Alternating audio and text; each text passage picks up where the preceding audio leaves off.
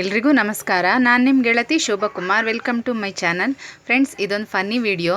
ಮೊಮ್ಮಗಳು ಅಜ್ಜಿನ ಎಷ್ಟೆಲ್ಲ ಕೇರ್ ಮಾಡ್ತಾಳೆ ಮತ್ತು ಅಜ್ಜಿಗೆ ಈ ವಯಸ್ಸಲ್ಲಿ ಅ ಆ ಇ ABCD ಎಲ್ಲ ಹೇಗೆ ಹೇಳ್ಕೊಡ್ತಾಳೆ ಅಂತ ನೋಡಿ.